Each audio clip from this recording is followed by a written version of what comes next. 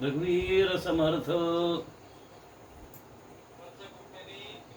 आज आपल्याला आजपासून गीता श्रवणाचा लाभ मिळणार आहे. आपले निष्पन्न आहेत डॉक्टर नंदकुमार मराठे. त्यांचा परिचय हा खूप मोठा आहे. मी थोडक्यात तुम्हाला परिचय करून देतो. त्यांचा परिचय असा आहे, ॲडव्होकेट आहेत ते. डॉक्टरेटही त्यांनी केलेली आहे, PhD आहे त्यांची. नंदकुमार अच्युत मराठे, M.Com, LLM, PhD, B.Ed, Sanskrit प्रमुख, कौमुदी, हिंदी पंडित आणि इंग्रजी डिप्लोमा. हे गोरेगाव, हे माणगाव तालुक्यातलं गोरेगाव जे आहे तिथे राहतात आणि प्राध्यापक होते कोकण अलिबाग संस्थेच्या कनिष्ठ महाविद्यालयामध्ये. 33 वर्षे प्राध्यापकी केली. नंतर वकील म्हणून त्यांनी आपली पुढे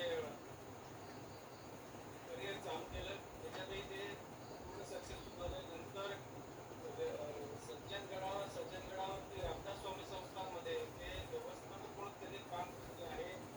आणि पुरस्कार आणि मानचिन्हांची यादी खूपच मोठी आहे. मी थोडे थोडे वाचून दाखवतो.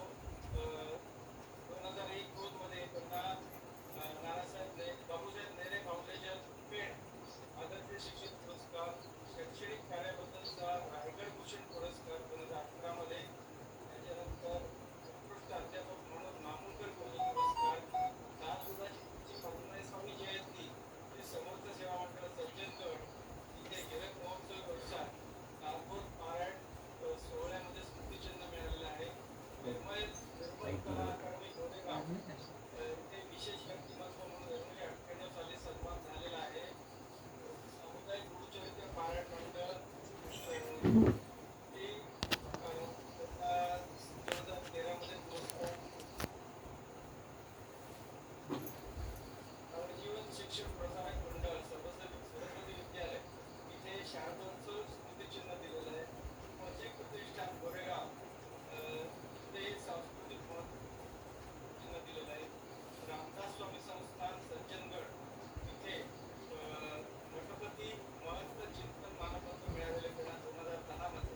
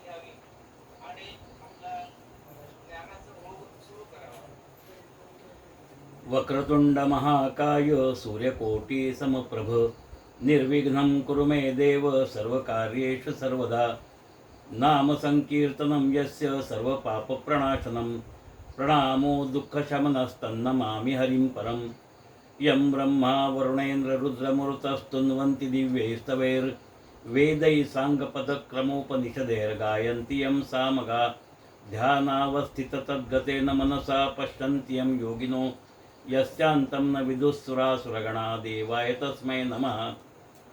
शान्ताकारं भुजगशयनं पद्मनाभं सुरेशं विश्वाधारं गगनसदृशं मेघवर्णं शुभाङ्गं लक्ष्मीकान्तं कमलनयनं योगिभिर्ध्यानगम्यं वन्दे विष्णुं भवभयहरं सर्वलोकैकनाथं सर्वमङ्गलमाङ्गल्ये शिवे सर्वार्थसाधिके शरण्ये त्र्यम्बके गौरी नारायणि नमोऽस्तुते। गुरुर्ब्रह्मा गुरुर्विष्णु गुरुर्देवो महेश्वरः गुरुः साक्षात् परब्रह्म तस्मै श्रीगुरवे नमः। मूकं करोति वाचालं पङ्गुं लङ्घयते गिरिं यत्कृपातमहं वन्दे परमानन्दमाधवम्। ॐ पूर्णमद पूर्णमिदं पूर्णात् पूर्णमुदच्यते पूर्णस्य पूर्णमादाय पूर्णमेवावशिष्यते। ओम शांती शांती शांती। आपणा सगळ्यांकडून श्रीमद भगवद्गीतेवर मी काहीतरी बडबड करावी अशा प्रकारची अपेक्षा व्यक्त करण्यात आलेली आहे। भगवद्गीतेवर विविध भाषांमध्ये विविध प्रकारचं लेखन झालेलं आहे। जे जगातल्या 40 भाषांमध्ये त्याचं भाषांतर झालं आहे वेगवेगळ्या मोठ्या प्रमाणावर, आणि प्रत्येकाने आपापला जो विचार आहे तो विचार मांडण्याचा प्रयत्न केलाय। ज्याला जशी दिसली तशी त्यांनी मांडण्याचा प्रयत्न केला। त्यामुळे गीतेच्या संदर्भात मतमतांतर खूप आहेत। या ठिकाणी एका गोष्टीचं आपल्याला स्मरण द्यायला हरकत नाही, म्हणजे हे गीतेचं कसं प्रत्येकाने आपापल्या दृष्टीने पाहिलं याचं विवरण करायचं असेल तर एखाद्या ठिकाणी एखादं व्याख्यान चालू असतं, वक्ता एकच असतो, पण ऐकणारे लोक वेगवेगळे असतात आणि ते त्यांच्या त्यांच्या इच्छेप्रमाणे त्या वक्त्याच्या भाषणाबद्दल चर्चा करत असतात। त्यांच्या ठिकाणी ते प्रत्येकजण बरोबर असतात। तशी अवस्था या गीतेच्या बाबतीत झालेली आहे की या गीता या धर्मग्रंथावर अनेकांनी आपापली मतं मांडली, त्यांच्या त्यांच्या दृष्टिकोनातून मांडली। यातल्या काही पुस्तकांचा मी जाणीवपूर्वक उल्लेख करणार आहे। त्याच्यामध्ये सगळ्यांना माहिती असलेली प्रसिद्ध टीका ही आद्य शंकराचार्यांनी केलेली, विशेषतः त्याच्यातला जो ज्ञानमार्ग आहे गीतेमधला, तो ज्ञानमार्ग सांगण्याचा त्यांनी प्रयत्न केला। महाराष्ट्रापुरेसा विचार करायचा असेल तर तो विचार आहे। दुसरा महत्त्वाचा विचार जो मांडला तो संत ज्ञानेश्वरांनी मांडला। त्याच्यामध्ये त्यांनी भक्ती मार्गाच्या माध्यमातून गीतेचा विचार मांडला। आणि तिसरा विचार जो आहे तो लोकमान्य टिळकांनी मांडला, कर्मयोग रहस्य असं त्याला नाव दिलं। म्हणजे या तिघांच्या प्रमुख टीका ज्ञान, भक्ती आणि कर्म या मार्गाचा विचार करणारे आहेत असं आपल्या लक्षात येईल। पुरुषार्थ बोधिनी नावाची पंडित सातवळेकरांची एक टीका आहे, तीही आपल्याला कदाचित ऐकून माहिती असेल। त्याचप्रमाणे बाबू अरविंद घोष अध्यक्ष आपल्याकडे थोर क्रांतिकारक होऊन गेले, पॉंडेचेरीला ज्यांचा आश्रम आहे, त्यांनी इंग्रजीमध्ये गीतेवर टीका केली। आपले राष्ट्रीय संत म्हणून ज्यांची आपण गणना करतो संत विनोबा भावे, त्यांनी गीताई नावाचं पुस्तक या संदर्भात लिहिलेलं महाराष्ट्रीयांना माहिती असेल। तेव्हा या विविध लोकांनी त्यांना गीता कशी भावली तो विचार आपल्यासमोर ठेवण्याचा प्रयत्न केला। मध्यंतरी महाभारतातल्या काही पात्रांच्या संदर्भात विविध प्रकारची मतमतांतरं सगळीकडे चालू होती। त्याच्यामध्ये कर्ण खरा कोण होता अशा प्रकारचं एक पुस्तक होतं, किंवा ज्याला आपण कर्णाचं उदात्तीकरण करणारी राधे नावाची कादंबरी असेल, किंवा बाळशास्त्री हरदास महाराजांनी लिहिलेलं कृष्ण नावाचं पुस्तक असेल, किंवा दाजी पणशीकरांसारख्यांनी म्हटलं होतं की गीता खरी घडलीच नाही. हा सगळा जो विषय आहे तो सगळा विषय आपल्या समोर कदाचित असेल, कदाचित काही भाग आपण त्यातला वाचलाही असेल. हे सगळं सांगण्याचं कारण की प्रत्येकाला गीता कशी दिसली, ती खरी आहे का खोटी आहे, हा जो विचार प्रत्येकाच्या मनातला आहे तो विचार आपल्याला कळावा, समजावा, या दृष्टीने आपल्यासमोर हा सगळा विचार ठेवण्याचा प्रयत्न केलेला आहे.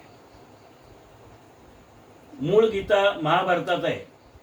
म्हणजे आपण ज्याला गीता म्हणतो ही गीता महाभारतात आहे. पण अशा जवळजवळ 3000 गीता आहेत. माझं जे गीता चतुष्टय पुस्तकाचा आपण जो उल्लेख केला त्याच्यामध्ये 4 गीतांचा समावेश आहे.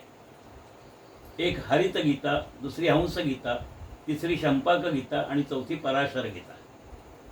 आणखी काही गीता महाभारतात आहेत, काही भागवत पुराणात आहेत, काही अध्यात्म रामायणात आहेत. समर्थ रामदास स्वामींनी त्यांच्या दासबोधामध्ये 108 गीतांचा उल्लेख केलेला आहे. ह्या सगळ्या गीता त्यांचं विशेष नाम गीता आहे. म्हणजे शंपाक गीता हे विशेष नाम झालं, पण गीता म्हटलं की ते सामान्य नाम झालं. तसं सर्वसाधारणपणे आपण ज्या वेळेला गीता असा शब्द उच्चारतो त्यावेळेला आपल्या नजरेसमोर फक्त आणि फक्त भगवद्गीता उभी राहते. ईश्वर गीता कुणाला माहीत नसेल, व्यासगीता कुणाला माहीत नसेल, पांडवगीता कदाचित माहिती असेल ऐकून, किंवा अनुगीता कदाचित ऐकून माहिती असेल, किंवा दासगीता म्हणून समर्थ रामदासांनी देखील गीता लिहिलेली आहे ही कदाचित माहिती असेल समर्थ सांप्रदायिकाशी निगडीत असणाऱ्या लोकांना. पण या सगळ्यांचं गीता हे सामान्य नाव आहे आणि भगवद्गीता किंवा शंपाक गीता ही मात्र विशेष नाम आहे. या गीतेने काय विषय मांडला याचा ज्या वेळेला आपण विचार करतो त्यावेळेला महाभारतातला हा विषय आहे. आपल्याला सगळ्यांना नक्की माहिती आहे की रणांगणावर जे काही युद्ध चालू होतं त्या युद्धजन्य परिस्थितीच्या पार्श्वभूमीवर या गीतेचा विषय भगवान श्रीकृष्णांनी अर्जुनाला सांगितलेला आहे. महाभारतामध्ये 18 पर्व आहेत. महाभारतामध्ये 18 अध्यायांची गीता आहे. 18 दिवस महाभारत युद्ध चाललं असं म्हणतात. तेव्हा व्यास महर्षींना 18 आकडा अधिक प्रिय आहे. 18 पुराण, 18 उपपुराण किंवा दुसरी पुराण म्हणून आपण मानतो ती, असा 18 आकडा लढणारं सैन्य, 18 अक्षोहिणीचं, 18 मानवी प्रवृत्तींचा विचार या गीतेमध्ये मांडलेला आहे. या सगळ्याचा विचार करताना मुळात महाभारत जे आहे त्या महाभारताचा उल्लेख जय नावाचा इतिहास असा आहे. नारायणं नमस्कृत्यं नरंचैव नरोत्तमं देवीं सरस्वती व्यासं ततो जयम उदीरयेत. म्हणजे हा जय नावाचा इतिहास आहे. लक्षात घ्या, हा इतिहास आहे, कवी कल्पना नाही. महाभारतला मिथ म्हणणारे अनेक लोक आहेत. हे मिथ नाही, कवी कल्पना नाही, हा इतिहास आहे. पण हा इतिहास 2 पातळ्यांवर चालतो. म्हणजे जे क्षेत्र आहे त्या क्षेत्राचे 2 भाग आहेत. एक प्रत्यक्ष रणांगण आपण ज्याला मानतो ते, म्हणजे एका बाजूला कौरवांचं सैन्य आहे, दुसऱ्या बाजूला पांडवांचं सैन्य आहे आणि या 2 सैन्यांमध्ये झालेले युद्ध कुरुक्षेत्रावरचं असं आपण मानतो. म्हणून हे प्रत्यक्ष युद्ध आहे. आणि दुसऱ्या बाजूला ज्याला आध्यात्मिक पातळीवरचं युद्ध आपण मानतो ते आध्यात्मिक पातळीवरचं युद्ध देखील दुसऱ्या बाजूला आहे. म्हणून एकाच वेळेला आपण या दोन्ही प्रकारच्या युद्धांचा विचार करणार आहोत. प्रत्यक्ष रणांगणावर होणारं युद्ध, त्या संदर्भात अर्जुनाला केलेला उपदेश, आणि आध्यात्मिक पातळीवर योग म्हणून ज्याला आपण मानतो त्या योगाचा अर्थ, कर्माचा अर्थ, किंवा सांख्य म्हणून ज्याला आपण म्हणतो म्हणजे त्या ज्ञानाचा अर्थ, आणि मग भक्तीचा अर्थ, या अर्थाच्या अनुषंगाने देखील यातल्या पात्रांचा विचार, त्यांच्या नावाचा विचार, किंवा त्यांच्या परस्परांच्या संदर्भातले अर्जुनाच्या मनात असणारे प्रश्न, या सगळ्यांचा उहापोह आपल्याला करायचा आहे. म्हणून मगाशी जे सुरुवातीला आपण सूचना केली की काही शंका असतील तर लगेचच किंवा दुसऱ्या दिवशी व्याख्यान सुरू होण्यापूर्वी विचाराव्यात. त्याच्या मागचा हेतूच तो आहे. हा जो जय नावाचा इतिहास होता त्या जय नावाच्या इतिहासामध्ये वैशंपायनांनी भर घातली. त्याच्यानंतर त्याचं नाव भारत असं झालं. आता भारत या शब्दाचा नेमका अर्थ काय? काही काही कवी मोठे सज्जन म्हणा, विनोदी म्हणा, काही त्यांना नाव काय द्यायचं ते ज्याचं त्यांनी द्यावं. पण त्या कवींनी या भारत या शब्दाची व्याख्या केली. यातलं एक एक अक्षर वगळल्यानंतर काय कुठे असावं, त्याची जागा काय, हे सांगताना एक जण म्हणाला, समजा शेवटचा शब्द वगळला, अक्षर वगळलं, भारत मधला तर बाजूला ठेवला, की जो शब्द शिल्लक राहिला भारत, मग अंत्याक्षराते पशुने व्हावे, म्हणजे भार कोणी व्हायचा, पशुनी व्हायचा.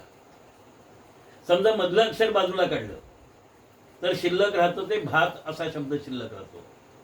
मध्याक्षर ते वदनी पडावे, म्हणजे खावं आपण.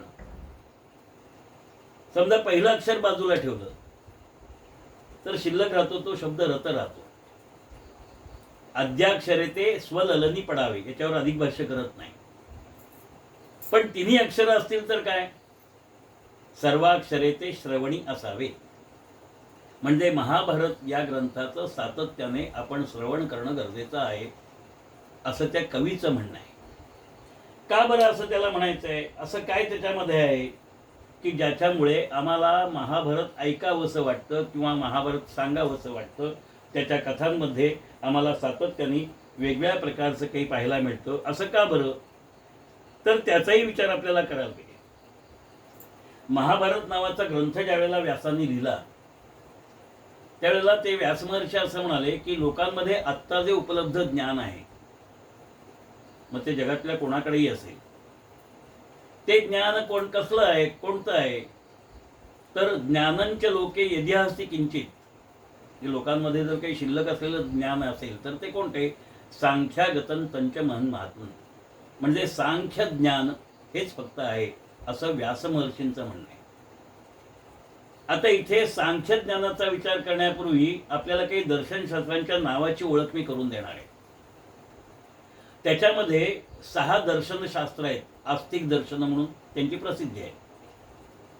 त्याच्यामध्ये सांख्य, योग, न्याय, वैशेषिक, पूर्वमीमांसा आणि उत्तरमीमांसा. उत्तरमीमांसाला वेदांत असंही म्हणतात. ही झाली आस्तिक दर्शनं. अन्य 3 जी भारतामध्ये प्रसिद्ध आहेत, ज्यांना नास्तिक दर्शन असं म्हणतात, त्याच्यामध्ये एक आहे बौद्ध दर्शन, दुसरं आहे जैन दर्शन आणि तिसरं आहे चार्वाक दर्शन. ही 3 नास्तिक म्हणून समजली जातात. याच्या पलीकडे शुद्धाद्वैत आहे, द्वैताद्वैत आहे, विशेषताद्वैत आहे, असे साधारणपणे 14 या प्रकारची दर्शनशास्त्र भारतामध्ये निर्माण झाली. दर्शनशास्त्र याचा अर्थ शास्त्रीय विचार करणारी मांडणी. कसली शास्त्रीय विचारसरणी मांडली? तर या सगळ्या लोकांनी सृष्टी निर्मितीचा जो क्रम आहे, सृष्टी कशी निर्माण झाली, त्याच्या निर्मितीचं कारण काय, हा सगळा विचार या सगळ्या लोकांनी मांडण्याचा प्रयत्न केला, म्हणून त्याला दर्शनशास्त्र असं म्हणतात. या दर्शनशास्त्रांबद्दल आद्य शंकराचार्यांनी ज्यावेळेला लिखाण करायचं ठरवलं, ब्रह्मसूत्र शांकर भाष्य लिहायचं ठरवलं, त्यावेळेला आद्य शंकराचार्यांनी सांख्य दर्शनाचा उल्लेख प्रधान मल्ल असा केलाय. म्हणजे मुख्य मल्लाचा पराभव झाला की बाकीचे मल्ल आपोआप गलित गात्र होतात, त्यांचा पराभव होतो. म्हणजे आस्तिक दर्शनातलं सगळ्यात मोठं असणारं दर्शन सांख्य दर्शन, या सांख्य दर्शनाचा पराभव केला तर बाकीच्या दर्शनशास्त्रांचा आपोआप पराभव होणार आहे, असं आद्य शंकराचार्यांचं मत आहे. या भारतीय दर्शनशास्त्रांप्रमाणेच काही पाश्चात्य लेखकांनी सुद्धा दर्शनशास्त्र म्हणून स्वतंत्रपणे अभ्यास केला आणि शास्त्रीय परिभाषेत पृथ्वी निर्मितीची प्रक्रिया सांगण्याचा प्रयत्न केला. त्याच्यामध्ये ग्रीक साहित्य असेल, रोमन साहित्य असेल, आपल्याला माहिती असलेली नावं प्लुटो, अरिस्टॉटल, देकार्ते, शुम्पिटर, हे आपल्याला काही माहिती असलेली नावं आहेत, लार्सन वगैरे, कीथ सारखा रशियन लेखक आहे. या सगळ्या लोकांनी त्यांच्या त्यांच्या दृष्टीने हा सृष्टी निर्मितीचा जो विचार आहे तो मांडण्याचा प्रयत्न केला. हे सगळं विस्ताराने सांगण्याचं कारण असं आहे की याच्यामध्ये अत्यंत महत्त्वाचा विचार असा आहे की ईश्वरवादी आणि निरीश्वरवादी असे शब्द आपल्या कानावर नेहमी पडतात. यातली ईश्वरवादी दर्शनं कोणती आणि निरीश्वरवादी दर्शनं कोणती, असा ज्यावेळेला विचार सुरू होतो त्यावेळेला आद्य शंकराचार्यांनी सांख्य दर्शनावर निरीश्वरवादाचा शिक्का मारला. आता गंमत अशी आहे, जर ते आस्तिक दर्शन आहे तर त्याला निरीश्वरवादी का म्हटलं, हा प्रश्न शिल्लक राहतो. म्हणून इथे आपल्याला आस्तिक आणि ईश्वर म्हणजे ईश्वरवादी यातला फरक समजून घेतला पाहिजे. आस्तिक याचा अर्थ अस्तित्व मानणारे. वेदांनी जे काही म्हटलेलं आहे, आपण 4 वेद मानतो, मूळ वेद एकच होता. या एका वेदाचे व्यासानी भाग केले म्हणून कृष्णद्वैपायनांना व्यास ही पदवी मिळाली. व्यास हे त्यांचं नाव नाही, त्यांचं मूळ नाव कृष्णद्वैपायन. द्वैपायनात जन्म झाला म्हणून द्वैपायन, आणि रंगाने काळे असल्यामुळे कृष्णद्वैपायन हे त्यांचं नाव आहे. तेव्हा या व्यासमहर्षींनी वेदाचे भाग केले, ऋग्वेद, यजुर्वेद, सामवेद आणि अथर्ववेद, म्हणून याला व्यास पदवी त्या महर्षींना दिली गेली. यजुर्वेदाचे 2 भाग आहेत, कृष्ण यजुर्वेद, शुक्ल यजुर्वेद. आणखी काही वेद आहेत. या वेदांमध्येच असणारे गांधर्व वेद वेगळा, धनुर्वेद वेगळा, आयुर्वेद वेगळा, म्हणजे अशी वेदांची संख्या मोजायला लागलं तर ती भरपूर होते. पण या सगळ्या वेदांमध्ये आस्तिक पक्ष म्हणजे नेमकं काय, तर त्यांनी ज्याला आपण ईश्वर मानतो, काही जण त्याला चैतन्य मानतात, काही जण त्याला निसर्ग शक्ती म्हणतात, काही जण त्याला ॲटॉमिक पॉवर असं म्हणतात, काही जण त्याला अल्ला म्हणतात, काही जण त्याला भगवान येशू म्हणतात. ही जी नावं दिली त्या मूळ चित्तशक्तीला नावं दिली. ही चित्तशक्ती वेदांनी मान्य केलेली, ज्यांनी ॲक्सेप्ट केली, स्वीकारली, त्या दर्शनांना आस्तिक दर्शन असं म्हणतात. आणि ज्यांनी ते नाकारलं, वेदप्रामाण्य नाकारलं, त्यांना नास्तिक दर्शन असं म्हणतात. आता वेदप्रामाण्य नाकारलं म्हणजे काय, एक थोडासा विचार वेगळा म्हणून आपल्यासमोर ठेवतो फक्त. मूळ आपल्याला गीतेमध्ये तो विषय नंतर येईल, पण थोडासा सुरुवातीचा म्हणून. सर्वम क्षणिकम म्हणत असताना, दुःखम क्षणिकम म्हणत असताना बौद्ध दर्शनाने शून्यवाद मांडला. आता इथे शून्यवादाचा अर्थ सरळ सरळ काहीही नाही असा होतो, म्हणजे त्यांनी ईश्वराला नाकारलं असा त्याचा अर्थ होतो. जैन दर्शनाने ईश्वर नाकारला. कर्म हे माणसाचं आहे, त्या कर्माचं फळ आहे. कर्मसिद्धांत जो सांख्य दर्शनाने मांडला, त्या कर्मसिद्धांतावर आधारितच त्यांनी ईश्वर नाकारला. चार्वाकांनी चंगळवादाला प्रेरणा दिली, भस्मीभूतस्य देहस्य पुनरागमनम कुतः असं म्हटलं, आणि म्हणून चार्वाकांनी सुद्धा ईश्वर नाकारला. वरवर पाहिलं तर ईश्वर नाकारणारे अनेक जण आहेत. अनेक संतांनी प्रत्यक्ष ईश्वर स्वीकारलेला नाही. आपण ज्याला ईश्वर मानतो तसा ईश्वर त्यांनी स्वीकारलेला नाही. त्याचं स्पष्टीकरण पुढे होणार आहे. म्हणजे ईश्वर म्हणजे काय, किंवा आपल्याला ज्याला चैतन्य आपण म्हणतो त्याचा नेमका अर्थ काय, हा विषय आपल्याला पुढे करायचा आहे. त्यामुळे या सगळ्या लोकांनी ईश्वर, प्रत्यक्ष ईश्वर, कर्मसिद्धांतामध्ये ईश्वर नाकारला, म्हणून त्याच्यावर निरीश्वरवादाचा शिक्का मारला गेला. थोडंसं स्पष्टीकरण अधिक सांख्यदर्शनाच्या बाबतीत करतो, कारण सांख्यांचा जो काही विचार आहे तो या 2ऱ्या अध्यायात खऱ्या अर्थाने मांडलेला आहे गीतेच्या, आणि तो समजल्याशिवाय आपल्याला पुढे जाता येणार नाही. श्रीमद भागवत नावाचं जे पुराण आहे, त्या पुराणामध्ये कपिल ऋषींनी सांगितलेले जे सांख्यदर्शन आहे ते ईश्वरवादी आहे. अनेक ठिकाणी सांख्यांनी ईश्वर मानलेला आहे, पण ईदृशे ईश्वरा असिद्धे सिद्ध असं त्यांचं एक सूत्र आहे षष्ठीतंत्र नावाच्या ग्रंथामध्ये. म्हणजे ईश्वराला सिद्ध करता येत नाही. म्हणजे सिद्ध करता येत नाही म्हणजे तो अस्तित्वात नाही असं नाही. अनेक गोष्टी आपल्याला सिद्ध करता येत नाही. हवा दाखवता येत नाही, पण हवेची व्याख्या शास्त्रज्ञांनी केली. झाडाची पानं हल्ली की त्याला हवा म्हणतात, आम्ही ते स्वीकारलं. प्राणवायू दाखवता येत नाही, पण त्याच्यामुळे आम्ही जिवंत राहतो हे आम्ही मान्य केलं, आणि त्याला आम्ही आस्तिक म्हटलं. तेव्हा इथे हे समजून घ्यायला पाहिजे की पाश्चात्यांनी त्यांच्या पद्धतीने मांडलेलं आम्ही स्वीकारलं, जरी ते दाखवता येत नसलं तरी त्याचं अस्तित्व मान्य केलं. पण आमच्या लोकांनी हे म्हटलं त्याला मात्र आम्ही विरोध करत राहिलो. म्हणून मूळ भूमिका, भारतीय संस्कृतीच्या संदर्भातली मूळ भूमिका जर आपल्याला समजून घ्यायची असेल तर आपल्या अनेक प्रस्थापित कल्पनांना या गीतेच्या विचारामध्ये धक्का बसणार आहे. म्हणजे मानसिक धक्के सहन करण्याची आपली मानसिकता पहिली असली पाहिजे. कारण कदाचित तुम्ही मला बऱ्याच ठिकाणी विरोध करण्याचा प्रयत्न करणार आहात. विरोध जरूर करा, पण सगळं ऐकल्यानंतर करा. तेव्हा हे सगळं विचारात घेत असताना अशी ही जी काही व्यवस्था आहे ज्ञान कर्म आणि भक्तीची, जसं गीतेने म्हटलं, लोकेस्मिन विविधा निष्ठा पुरा प्रोक्ता मयानघ ज्ञानयोगेन सांख्यानाम कर्मयोगेन योगिनाम. म्हणजे निष्ठा दोनच मानल्या. संत ज्ञानेश्वर म्हणाले, हे मार्गू जरी दोन्ही एकवटती निदानी. म्हणजे दोन वेगवेगळे मार्ग वाटत असले तरी प्रत्यक्षात जाण्याचं ठिकाण आहे, गंतव्यस्थान ज्याला म्हणतात, ते एकच आहे.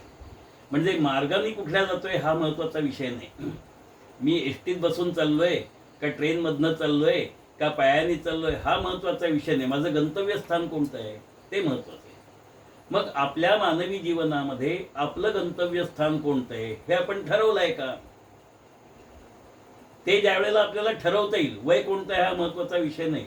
कधीतरी ते ठरवावं लागतं की मला कुठे जायचं आहे आणि कोण व्हायचं आहे. साधन रूपात असणारा हा माझा देह, तो मी कसा वापरला म्हणजे मला माझ्या गंतव्य ठिकाणी जाता येईल, याचा विचार आपण सगळ्यांनी करणं गरजेचं आहे.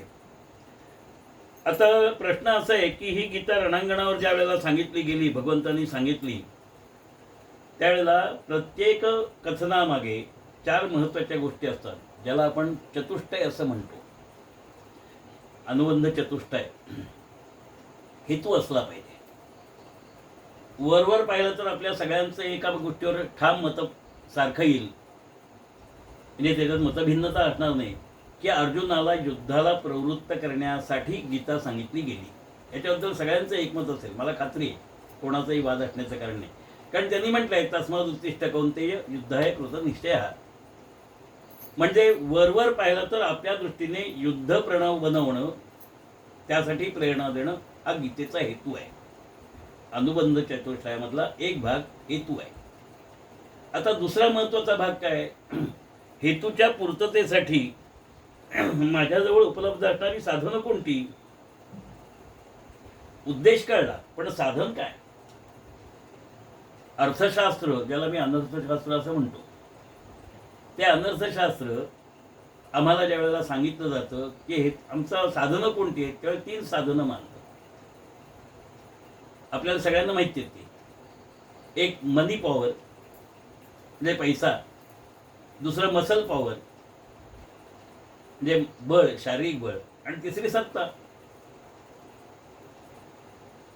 या साधनांचा वापर इथे अपेक्षित नाही, कारण पैशाने सगळ्या गोष्टी प्राप्त होतातच असं नाही. याचा अनुभव आपण याची दही याची डोळा कोरोनाच्या काळात घेतला. काही करता आलं नाही आपल्याला. बळ असून करता आलं नाही, सत्ता असून करता आलं नाही. म्हणजे सत्ता, शारीरिक बळ असेल, पैसा असेल, काहीही उपयोगी ठरलं नाही. आपल्याला काही कारणं असतील, आपल्याला अनेक गोष्टी अशा कराव्या लागल्या की ज्यामुळे आपल्याला गप्प राहावं लागलं.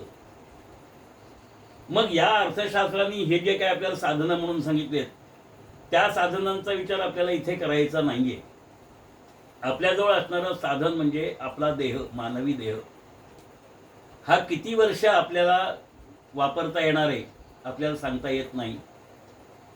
त्या साधनाचा वापर आपण कसा करू शकतो तेही आपण ठरवू शकत नाही. साधनाचा किती काळ वापर करू शकतो तेही आपण ठरवू शकत नाही. कशा प्रकारे वापर करता येईल हेही आपल्याला ठरवता येत नाही. पण साधन म्हणून देह आहे. या देहरूपी साधनाचा वापर करून आपल्याला आपल्या गंतव्यस्थानी म्हणजे आपला जो हेतू आहे त्या ठिकाणी जायचं आहे. म्हणून दुसरं साधन, तिसरा त्याचा प्रत्यक्ष उपयोग, आणि चौथा परिणाम. म्हणजे अनुबंध चतुष्टयामध्ये हेतू, साधन, साधनाचा वापर आणि परिणाम या 4 गोष्टींचा उपयोग असतो. हे जे गीतेवरचं आपण काही ऐकणार आहोत किंवा काही शंका आपल्या मनातल्या जातील किंवा राहतील, सांगता येणार नाही. या सगळ्यामध्ये हेतू काय आमचा गीता श्रवण करण्याचा हा आपण निश्चित केला पाहिजे, ज्याचा त्यांनी करायचा आहे. म्हणजे तुमचा हेतू सफल होतोय का नाही तुम्हाला त्यावेळेला कळेल. माझ्या बडबडीमध्ये तुमच्या प्रश्नांचं जर निराकरण होऊ शकलं तर कदाचित तुमचा हेतू साध्य होईल. त्यासाठी साधन म्हणून आपल्याजवळ उपलब्ध असणारा वेळ 9:30 ते 10 किंवा 10:05 आपण असं म्हटलंय. आता आज थोडंसं उशीर होणार आहे, कारण आपण उशिरा सुरुवात केली. पहिला दिवस आहे, मध्ये परिचयाचा वेळ गेल्यामुळे थोडा उशीर होणार आहे. त्यामुळे एक 5 मिनिटांनी मी आजचं हे थांबवणार आहे. पण मला जो हेतू माझा पूर्ण करायचा आहे, यासाठी मी हे गीता ऐकणार आहे असं ते आपल्याला वाटतंय, त्याचं साधन म्हणून माझ्याजवळ उपलब्ध असणारा वेळ. म्हणजे कदाचित आपण रोज ऐकू शकाल, कदाचित रोज ऐकता येणार नाही, कदाचित कोणीतरी रेकॉर्डिंग करून ठेवलं आपल्या घरात आणि मग नंतर सावकाशीने आपल्या सवडीनुसार ऐकू असाही विचार होईल. म्हणजे साधन, त्याचा प्रत्यक्ष वापर अवघड गोष्ट आहे. कारण ऐकलेलं आचरणात आणायचंच असतं असा काही नियम नाही आहे, आणि ते आणलं जातंच असं वास्तवात सुद्धा अनुभवायला मिळत नाही. एक व्यावहारिक साधं उदाहरण देता येईल की रस्त्यावरचे वडे पदार्थ खाऊ नयेत. हा अगदी सामान्य शाळेत शिकवलेला विषय आहे. पण व्यवहारात काय पाहतो आपण? समर्थ रामदास स्वामी त्यांच्या दासबोधात म्हणाले, मार्गी जाय खात खात तो एक मूर्ख. आता हा जर विचार आपल्यासमोर प्रत्येकासमोर ठेवला तर आपली अवस्था काय होईल? आपण समर्थांकडे पुन्हा कदाचित वळणार सुद्धा नाही. किंवा समर्थांनीच म्हटल्याप्रमाणे, आपली आपण करी स्तुती, सांगे वडिलांची कीर्ती, तो एक मूर्ख मधलं वाक्य मुद्दाम टाळलेलं आहे. स्वदेशी भोगी विपत्ती आहे. पण हे सगळं जर विचारात घेतलं तर आपलं आचरण, ऐकलंय, वाचलंय, पाहिलंय, सगळं झालंय, पण आचरण मात्र तसं घडत नाही. म्हणून हे आचरण त्याच्या संस्कारांवर, परिस्थितीवर, त्याच्या जीवनाचा हेतू काय जगण्याचा, त्या हेतूवर आणि त्याची संगत काय यावर अवलंबून असतो. म्हणून गीता आपण कशी ऐकणार आहोत हे आपण ठरवायचे. आता ऐकण्याचे 3 महत्त्वाचे शब्द आहेत: ऐकलं, कानावर पडलं आणि श्रवण केलं. कानावर अनेक गोष्टी पडतात. आपण रोज अशा काही कानावर पडलेल्या गोष्टींची चर्चा करतो किंवा करतही नाही. गाडीचा आवाज कानावर पडला, कोणी चर्चाही करत नाही. कोणीतरी भांडण करताय, आपल्याला काय करायचं आहे? कानावर आलं भांडण, झालं, सोडून दिलं. ऐकलं, समोरचा माणूस काय बोलला, शिवी घातली का साधं बोलला का चांगलं बोलला का वाईट बोलला, ऐकलं. पण ऐकलं काय ते म्हणतात ना, नळी फुंकिली सोनारे, इकडून तिकडे गेले वारे. इकडून ऐकलं आणि तिकडून सोडून, हे ऐकणं झालं. पण श्रवण म्हणजे काय? समर्थ म्हणतात, श्रवण केल्याचे फळ क्रिया पालटे तात्काळ. म्हणजे त्यात परिणाम जोपर्यंत दिसत नाही तोपर्यंत श्रवण होत नाही. म्हणून गीता श्रवण करायची, कानावर पडून घ्यायची नाही किंवा ऐकायची नाही. आणि श्रवण करताना माऊली जसं म्हणते, परिते मनाचे कानानी ऐकावे, बोल बुद्धीच्या डोळा देखावे, हे साठोवाटी घ्यावे चित्ताची. हे शक्य असेल तरच गीतेचे श्रवण होईल, अन्यथा गीतेचं श्रवण होणार नाही. मला वाटतं आज आपण या ठिकाणी थांबावं. जय जय रघुवीर समर्थ. आता विश्वात्मके देवे, येणे वाग्यज्ञी तोषावे, तोषो निमज द्यावे, पसाय दान हे. जे खळांची व्यंकटी सांडो, तया सत्कर्मी रती वाढो, भूता परस्परे पडो, मैत्र जीवांचे दुरितांचे तिमिर जाओ, विश्वस्वधर्म सूर्ये पाहो, जो जे वांछिल तो ते लाहो. प्राणिजात वर्षतु सकळ मंगळी, ईश्वरनिष्ठांची मांदियाळी, अनवर्त भूमंडळी, भेटतू भूता चला कल्पतरूंचे आरव, चेतना चिंतामणींचे गाव, बोलते जे अर्णव पीयूषांचे. चंद्रमेजे अलांछन, मार्तंड जे तापहीन, ते सर्वाई सदा सज्जन, सोयरे होतू. किंबहुना सर्वसुखी, पूर्ण होनी तिही लोकी, भजिजो आदि पुरुखी अखंडित. आणि ग्रंथोपजीवीये, विशेषी लोकीये, दृष्टादृष्ट विजये, होवा वेजी होवा वेजी. जय जय रघुवीर समर्थ.